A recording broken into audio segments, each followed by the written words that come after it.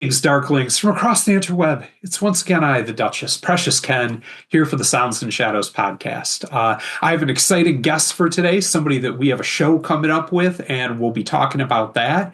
But before, I always say that if you send me stuff, I will wear it on the show and shout it out.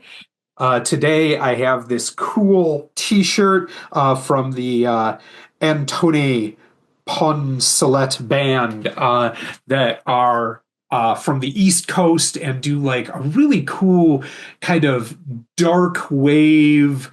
I don't know, psychedelic almost, a very Velvet Underground kind of vibe, which is very cool and is active in the group. So if you haven't checked them out, please go check them out. The other big news thing I have is I put the poll out for the Sounds and Shadows Darkscene singles chart. I took off 2024 from doing that, but I'm bringing it back and I'm going to do it quarterly. And I think it's really important. A lot of the charts that they have, like the DAC in Europe, are pay to play. And you got to kind of buy your way in to get a chance at it. And so, what that usually means is the bands that are on the chart are the ones who have the resources to, kind of get their name out there through a record label. And so, I feel like you really miss a lot of the more underground stuff. So, I like to do this chart and do it strictly off votes of just our group, which is DJs, artists, record labels, bloggers and writers, and everybody just gets to vote on the single that they really enjoy, and then I do a write-up about all of them. So check that out here, bringing it back for 2025. Without further ado, it is now my extreme pleasure to introduce to you a artist from, well, not from, but in Florida, that it plays like a cool dark wave, but with some punk rock teeth and energy to it. And I really like the style and came across them and found out that they were going to be coming to Michigan and doing a show. So we're excited to talk about that and everything coming up.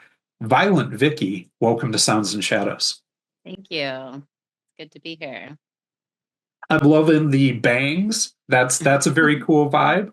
To get started, I always like to ask the question, there was something, whether it was a show you saw, an album you heard for the first time, you saw The Crow and painted up your face and teased your hair out or whatever and went to a goth, whatever it was, there was something that kind of got you a part of this and made you say, this is me. This kind of art and music and macabre is what I'm about.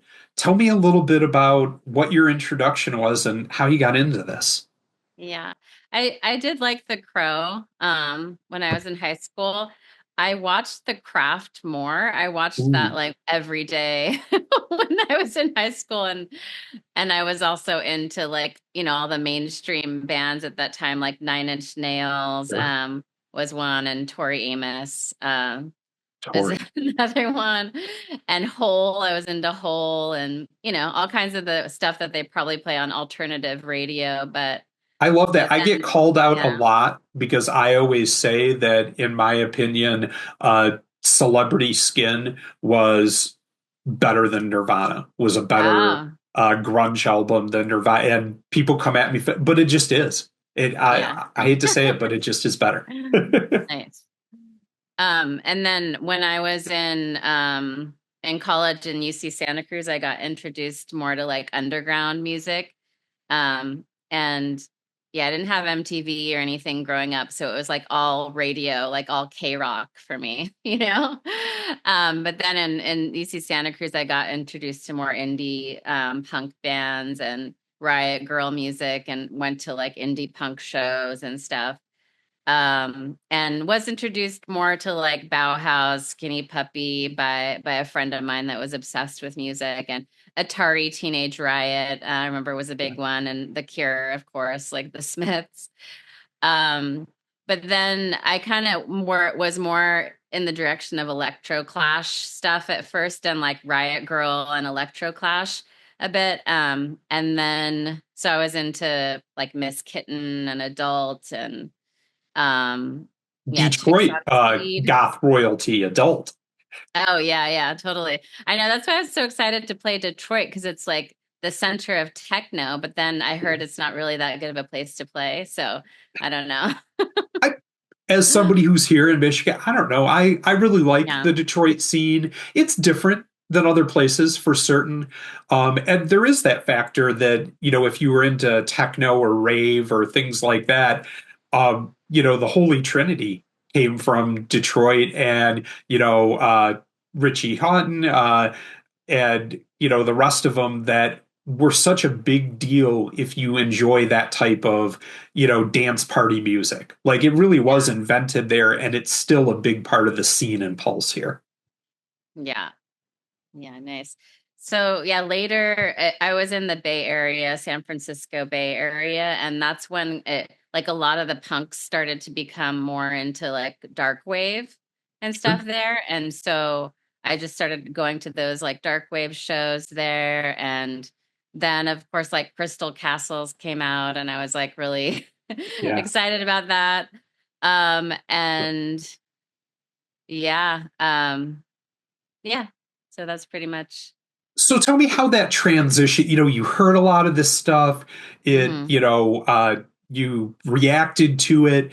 How did that turn into, I want to do this myself and get into producing your own music? I heard like Julie Ruin and Latigra. It was like the Bikini Kills side projects or after project Yep. Latigra. And I was like, I can do this, I could do something like this. And that's how Riot Girl was, kind of really accessible sounding. And I had roommates at the time that were into electronic music and they were taking electronic music classes. And so I ended up doing that too. And then when I graduated Santa Cruz, I bought a drum machine off of eBay for like $40. And my mom had like a 4-track that she never used and a keyboard. And I just started recording stuff and they had mics and stuff at my parents' house. So Nice. Bouncing tracks on a 4 track is the yeah, ultimate punk rock that, where you yeah, just overlay them forever. yeah. It was fun. So when you got into that, and I love the kind of inspirations that you're talking about, and I hear that a bit. What about today? I saw the most recent single that you had out there, and I think it a remix with Echo Barrel of Cold Transmission. Yeah. Yeah, Um, yeah. so tell me a little bit about some of the recent things that you have coming up, because like you said, you're coming to play some shows while you're out here in Michigan, and tell me about, what the present looks like for Violent Vickie. Yeah. I have a show coming up in May in West Palm Beach, Florida with Dancing Plague Uh-huh. and Lust. So looking forward to that. And then I'm in the process of booking a show in Austin, like hopefully at Elysium. Nice, great club. And yeah, it seems like that's going to work out. And then the one in Michigan and Ypsilanti, Michigan. I never heard of that town before. It's a But it's a college town. yeah. Ypsilanti is where East Michigan University is, but it's right Mhm. next to both Ann Arbor and pretty close to Lansing. So a cool town with like a college town vibe. Oh, okay, nice. Yeah, Vazoom recommended the venue there to Yeah, me. So and then I'm looking to book shows in Dallas and Vegas this year too. So that's kind of it for I have one in Tampa coming up August 30th. nice. That hasn't been announced yet. And um yeah, that's pretty much it when it comes to shows for now. So Do you have some new material that you're working on recording that you got plans to put out for 2025? yeah, I'm actually gonna put out a older song that I only put out on YouTube before. Like it's coming out on Friday and it's just like a straight up punk song, like Riot Girl punk song. And I was kind of hesitant to release that because it's like um so different from some of my other music. Like I have more like synth pop, and I even have like an ambient song. So, but I was just like, oh, well, fuck it. I'll just release it. I was listening to Poppy and seeing, Poppy and I hearing do. all I these. think Poppy put out one of the best industrial albums uh, that was done in 2024, and just really cool to hear their transition over to pretty hard music from what started out as, kind of dance floor pop. Yeah, yeah. So that song is called Fuck You, and it's going to be on Spotify and the other platforms other than YouTube on Friday. Nice. Um, and there's already a music video for that one that my friend made that's really great. It's like black and white. Um, and then I have, some mixing that I need to do on a collaboration with my friend Leg Puppy from the UK. Uh-huh. And I definitely plan to like work on more. I do have, stuff that I've worked on, but working on finishing it and stuff. Yeah. Nice, nice. Well, that's stuff for us to be excited about and check out. And I'll tell you, in terms of doing a Riot Girl song now, even if it's kind of a throwback for you and your style has evolved, Yeah. we have never needed that more than right now with the Yeah, that's what I was general thinking too. fuckery going on in our Yeah. country. We need a lot more Riot Girl anthems at this juncture. Yeah. Yeah, totally. So tell me a little bit about, what is your inspiration and doing it? I kind of just brought that up that it's so well needed, but kind of starting out with like a Riot Girl scene. Why do you do this and why do you love making music? Yeah, I mean, initially I was just, really into that feminist punk Yeah. music, and then kind of got more into the dark wave stuff, and synth pop. And yeah, I just enjoy making it. I enjoy performing and singing and um just expressing myself, basically. Yeah. Yeah. So, you mentioned that you did some collaborations, and worked with. I was trying to remember the artist you just mentioned from England, but I also saw that you had a single there with Echo Barrel, who I'm a big fan of and really like. Yeah. Tell me a little bit about in the modern scene that's become such a big part, because we have to Yeah. collaborate just to kind of pool our resources to get the word out about each other, and Yeah. playing as bands. Tell me a little bit about why that's important to you and how you think it plays into the modern scene that remixes, doing, when you're collaborating with label mates on shows, things like that. How has that kind of helped you out and get your name out there? Um, it's fun collaborating with people, and it's definitely fun hearing remixes of your songs, but it is also just helpful to get your name out there, to collaborate with other people, and helps with your Spotify and everything. Yeah. Sure.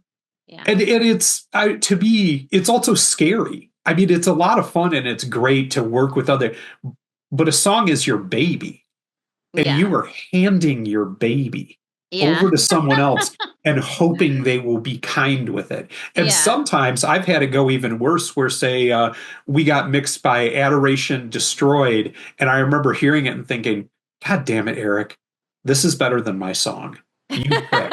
How dare you? Yeah. And Yeah. that's the other scary. But it's something that in this day and age we can't really get away from. We really need that because, like you said, trying to break through the noise on Spotify and get attention or get heard is really, really difficult alone these days. Yeah. Yeah. There's definitely been remixes, like a couple remixes that I like better than the original for sure. Um, yeah, and then there's been some people that have remixed it that I didn't end up using. Sure. So yeah. Sometimes you get your baby back and you're like, what did you do? Yeah.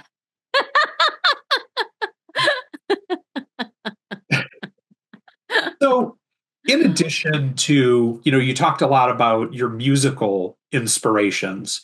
Mhm. Is there anything else that you're really into and you do that you feel plays a part in your music? Whether it's literature, movies, we, kind of talked for a minute about The Craft, another favorite of mine.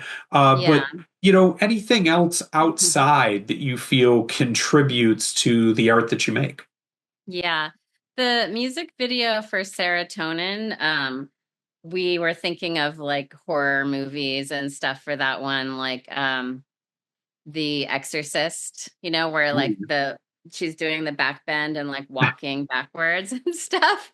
We thought of that one for that video, but a lot of my last like non-remix album was there was a lot of, you know, romantic situations, like just things gone awry that I addressed in there. Yeah. Um and just situations with like work and like other people, and just kind of expressing angst around those situations. I love that. I need to do a album of workplace drama. I never thought of that as a source, but that's great. You could totally Fleetwood Mac on it and start, in your songs, putting out some subtle, petty shots at coworkers. That's a good one. I like that. Yeah. Um, well, aside from that, then with the horror movies, is there anything else, that in your life, or especially right now, we kind of talked about how crazy and insane the world is right now, that Yeah. you feel like is inspiring you and bringing you to the studio to make you want to throw out some Riot Girl acid out into the world when it's needed? Um, yeah, some things like just the rat race and algorithms and all that. I've been inspired by that stuff, but some things that I haven't really brought into my music is like veganism. Like I'm passionate about that, and um also I'm just like passionate about chemicals and health in general. Yeah. And I'm sensitive to chemicals, and so that's kind of one thing I'm passionate about, spreading the word about Yeah, things like that's really cool. toxins I and I stuff. didn't know that. And Um, so is it kind of, as you said, a big health thing for you on veganism, or are you a strong animal rights activist and for moral reasons you feel this is very important? yeah, it's both for me. Yeah. Yeah. I know some friends of my Bellwether Syndicate, Sarah and William, are very staunch, hardcore vegans and put a lot of that into their music and discussion. And I mean, to me, part of the key to art and music is you have to be passionate about the thing you're talking about if you want to break through to people on it. So Yeah. to me, having a cause like that is very important in terms of making good art. Yeah. I'm also sober, so I'm pretty I wrote a song, my song Drugs, like one of my earlier songs about I wrote that when I was getting sober, actually. Nice. So How do you feel like that's kind of played into your journey, and do you think it changed your music and art a little bit, coming at like when you would write stuff before you went sober, and then coming back and looking at things through a different lens? I think I used to probably be fucked up when I was writing stuff or like Sure. recording. I don't know. But then yeah, I realized I had actually it actually helped me finish an album to be sober. I think I Yeah. hadn't really finished like an official album until I was actually sober. That's So what I kind of wondered, and I yeah. find very interesting is, can you even go back and hear your old songs and feel a new sense of clarity while you're writing, kind of looking at it deeper or differently when, coming through on your lyrics or even musically, how you do changes.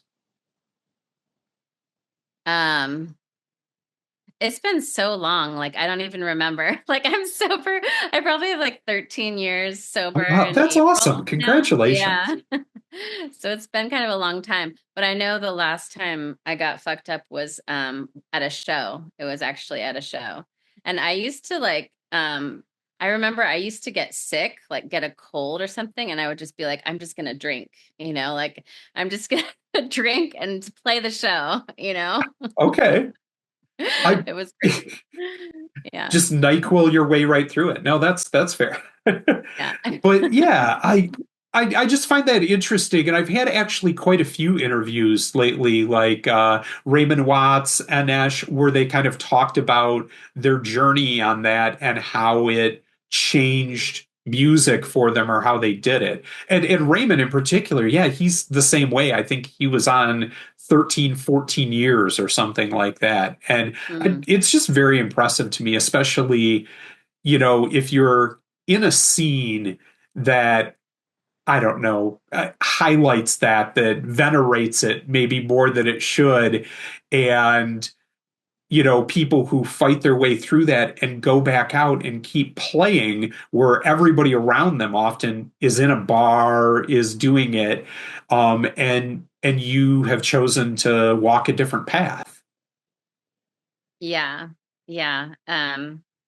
It definitely is like there's a level of awareness and sensitivity I think that you may not have when you're getting fucked up. Sure, So, sure. No, that's true. But no, I don't know. I find that fascinating and very strong. So congratulations on that. That's badass. thanks. Thanks. And I feel like it also makes a career more sustainable. Like it's going to be really hard to keep going if you keep, you know, using drugs and alcohol. I mean, how often have we seen, like in the last 5 or 6 years, a lot of our musical idols and people we've been really to go far too young, and you have to think that that had a toll, you know? Yeah. Yeah, totally. So what's the future then? What are you hoping for to if we did another interview 1 year from now, Mm. 2026, whether it's festivals, a tour you'd like to do, someone you'd like to play with, an album you dream of putting out. If we were to have this interview then actualize, what do you want to be talking about, Vickie? Oh, I'd like to play with Ali X or open for Ali X. Do we have it on? Is the time on? It is recording. Okay. Okay. I just saw a 0 up there and I was like, oh no. Oh, no, yeah, we're going. Okay, good. Yeah, I'd really like to open for Ali X and release more music and figure out how to profit from music, all that kind of stuff.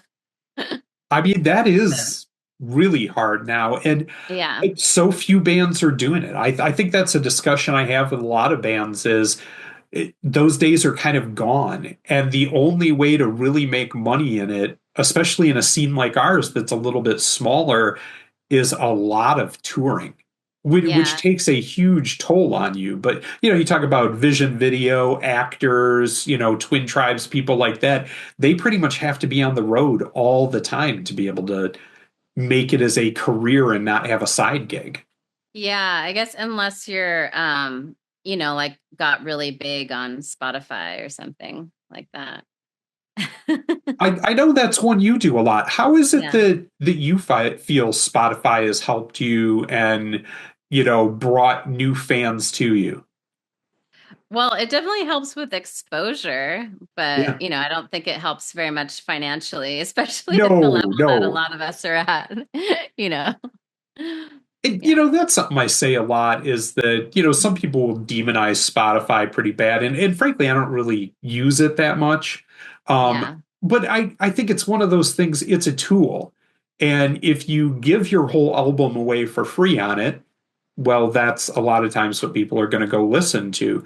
But if Yeah. you put a track or two to have them hear you and get interested, and then they could go to Bandcamp or your webpage or whatever it is and buy your record if they're invested. Hmm. Hmm. To me, that's more how it's used. But what are some of the things you feel like you've had work for you in terms of uh, getting new fans brought over by Spotify? Collaborating with other artists and releasing music, just kind of figuring out how to promote, like pitch it to Spotify and get on the release radar playlist and things like that. Okay, like do it, I don't know, like the keywords or something you use for it or getting on lists. I'm not a huge expert on it, so I always love hearing people that have Oh, it okay. work for them. Yeah, when you submit a song to your like DistroKid or Yeah, whatever it is you use, um you then it's in your Spotify for artist profile, and then like within a couple days I think you can pitch it to the Spotify editors and to go on the release radar playlist. nice. So it's definitely helpful to like understand how it works and to like use it yourself, although I know a lot of people don't want to use it. So, but Sure, sure. yeah, it's helpful as an artist, I think, to understand how it works. Yeah, I think it's a tool, just like anything else, and you're going to get out of it what you put into it. So, all right. So this one's for the gear nerds. And, you kind of mentioned before you went to school for this and, as an engineer and artist, you're at your studio. It's burst into flames. You have rescued all pets and human beings from the building. You can now carry out with you whatever you can take in one armload from your studio before it all comes crashing down. What are the couple things that you're going to grab that you couldn't make music without? Oh, absolutely, my computer. That's a big one for Yeah, sure. yeah, that's the main one. But I have a microKORG. I mean, um, I can't microphone, audio interface, but the computer is the most valuable, so definitely grab that. Sure. I mean, because that has everything on it. But Yeah. so a microKORG, is that something that you use to play live on stage or just as a studio? Yeah. Yeah, I use it for live performance. Nice, nice, very cool. Mhm.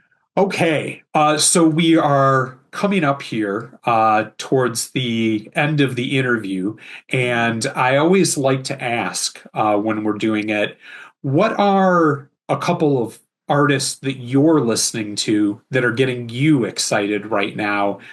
People that you want to shout out that maybe other Sounds and Shadows fans should be listening to. Yeah.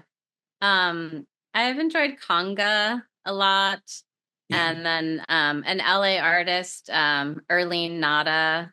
I've enjoyed her stuff a lot. I don't know them. I might have to look them up. Yeah, yeah. What are And they like like? oh, I guess like kind of an indie synth, Okay, Darkwave. cool. Yeah, like kind of funny. I always like that. I like humor in my goth. I'm a big fan of that.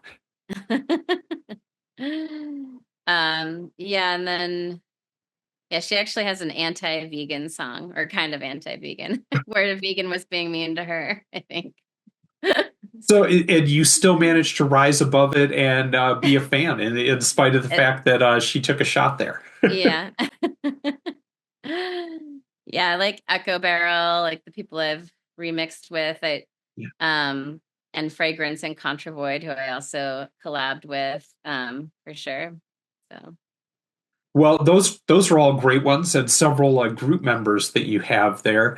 I'm really excited. So one of the ones I'll make sure that we talk about here to shout out, and I mhm. forgot to this whole time, is we're doing a show together, like you said, in Yeah. Ypsilanti, and that one is I want to say what is it, August 15th, right?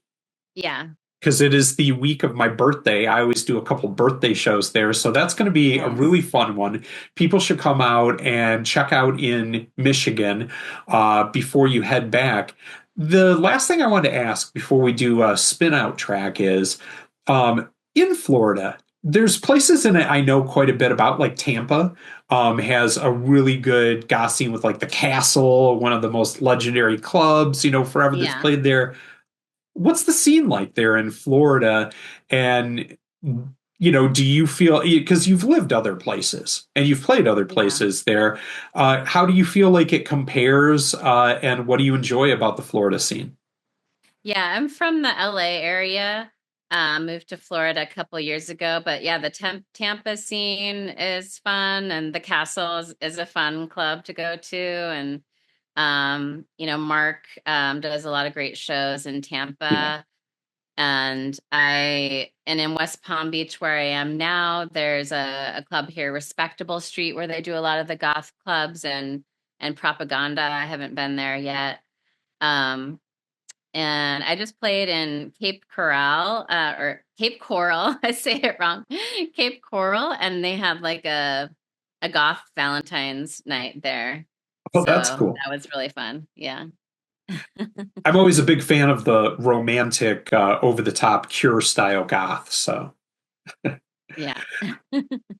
all right. So, one of the other things that we like to do here is spin out to one of your tracks, and give people a chance to get a taste of what you do and what you sound like. So, if you were to choose one song that's either on your Bandcamp or something coming up that you want to send to me or what have you, that encapsulates it, people are going to hear Violent Vickie for the first time.